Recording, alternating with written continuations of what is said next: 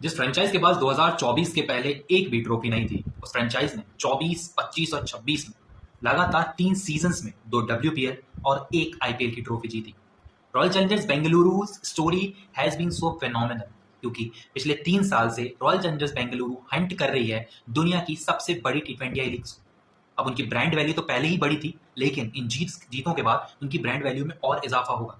अब प्लेयर्स को ही देख लीजिए, चाहे वो लॉरेन बेल हो, चाहे वो साहिली सदगरे जैसे प्लेयर्स हो, उनके इंस्टाग्राम के फॉलोअर्स, उनकी ब्रांड वैल्यू हो, उनकी एडवर्टाइजिंग हो, everything is increasing, including the growth of Royal Challengers Bengaluru as a brand.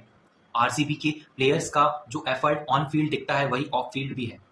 Of field ऐसा ही नहीं है कि ये प्लेयर्स सिर्फ they are just showing off their things, they are performing at their best, they are giving their 100%, and that is why they are champions.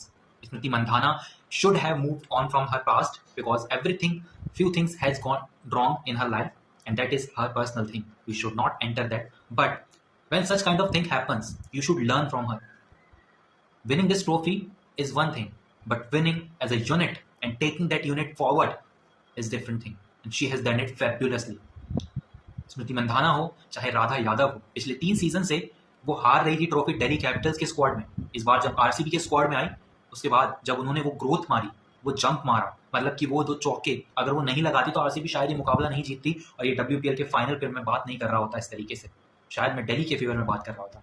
But how they performed, Lauren Bell is real player of the match in bowling. अब ऐसे मुकाबले में जहां 200 बन रहे हैं, वहां पर आप 6 से कम के एवरेज से रन्स देते हैं, हालांकि आपको विकेट नहीं मिले, लेकिन इस सीजन में सबसे अच्छा डॉट बॉल का परसेंटेज रहा है तो वो लॉरेन बेल का रहा है ऑन एन एवरेज। उसके बाद यंग गन्स हैं, वहां पर यंग बॉलर्स हैं। नडीन डी क्लर्क की ऑलराउंड परफॉर्मेंस की बदौलत आरसीबी ने बहुत सारे मुकाबले जीते हैं इस सीजन।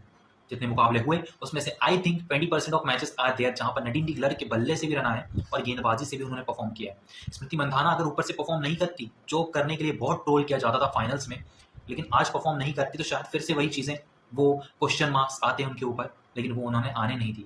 स्मृति मंधाना जिस तरीके की परफॉर्मेंस की, वो रिलायबल एक कैप्टन जो होता है उसका साइन है।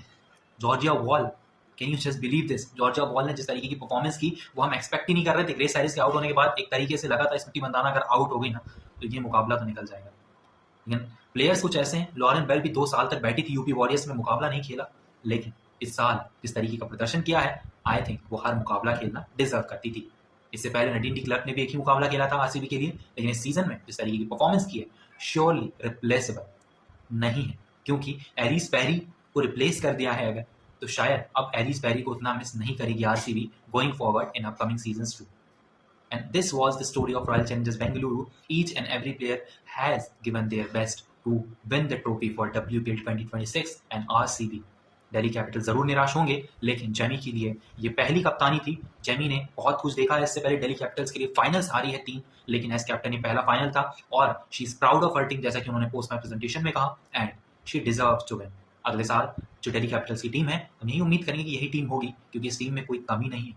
इस टीम में प्लेयर्स अच्छे हैं, परफॉर्मेंसेस अच्छी हैं, बस थोड़ा सा लक कम रह गया फाइनल में, गेंदबाजी में थोड़ी सी कमी पेशी करी, लेकिन अब शायद अगली सीजन कुछ ऐसे बल्लेबाज और गेंदबाज भी खरीदेगी दिल्ली कैपिटल्स जहां पर उन्हें आसानी होगी WPL की ट्रॉफी उठाने में और अपने आप को चैंपियन घोषित करने में।